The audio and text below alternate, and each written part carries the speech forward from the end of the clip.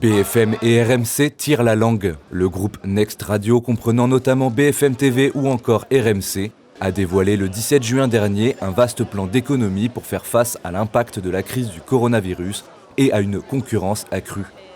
La direction prévoit de supprimer entre 330 et 380 CDI et jusqu'à 200 pigistes et intermittents, soit environ un tiers des effectifs. Un plan que les syndicats ont aussitôt dénoncé, jugeant cette décision incompréhensible au sein d'un groupe structurellement bénéficiaire. Rien que l'année dernière, Next Radio a dégagé 77 millions d'euros de bénéfices.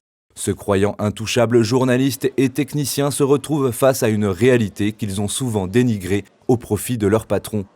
Après avoir décrié les gilets jaunes et de nombreux autres mouvements sociaux, c'est donc leur tour de s'inquiéter pour le lendemain.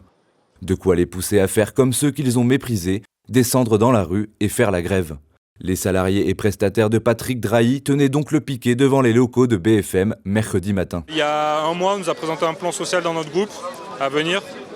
Il y a une semaine, on nous a annoncé que les chiffres seraient 330, 380 personnes, donc un tiers des salariés. Mais on veut maintenir l'excellence éditoriale et c'est pas possible en fait.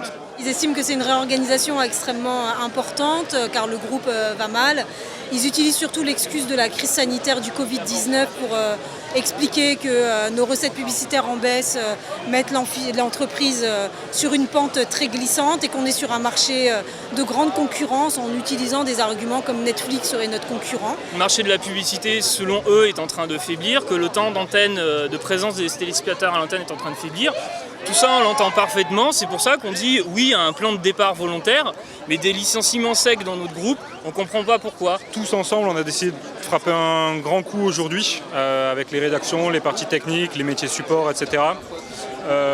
Tout dépend de comment ça va se passer aujourd'hui et si les syndicats rappellent à la grève, mais je pense que beaucoup seront prêts à maintenir le mouvement autant qu'il faut. Les dirigeants du groupe justifient leur choix par une baisse d'audience due à la crise du Covid et à la concurrence, notamment dans le sport. D'aucuns oseraient peut-être évoquer le contenu de la chaîne d'infos en continu. C'est en tout cas ce qui semble ressortir lorsque l'on questionne les Français sur ce sujet. Est-ce que vous arrivez à survivre en sachant que BFM TV est en grève aujourd'hui ? Oui, tout à fait. Comme je regarde pas BFM TV, ça m'empêche pas de vivre. Ah non, moi ça me dérange pas du tout. Tant mieux qu'ils restent en grève. Je pense qu'on va tous survivre si BFM ne fonctionne pas à 100%. Je trouve que c'est trop d'informations et pas toujours bien vérifié. C'est pas une radio qui me séduit. C'est un peu un bourrage de crâne permanent, quoi. C'est toujours les mêmes choses, les mêmes reportages en permanence, en boucle. Donc c'est un peu fatigant. Le but, c'est pas de produire de la bonne information, c'est de produire de l'information rapidement et de l'information qui soit excitante à regarder en fait. Moi je ne regarde jamais cette chaîne. C'est plus, je vous dis, c'est une jet commerciale qu'une chaîne d'info. Comme ils sont obligés de produire de l'information 24 heures sur 24, 7 jours sur 7, le moindre chose qui se passe, ça devient un événement. Et je pense que c'est assez malsain, parce qu'au contraire, il faudrait prendre du recul sur l'information aujourd'hui. Qu'ils aient une baisse, ça ne m'étonne pas. Parce qu'au bout d'un moment, le français, quand même, il est relativement friand d'infos et d'intox. Mais là, c'est quand même beaucoup. C'est-à-dire toute la journée, c'est pas une chaîne...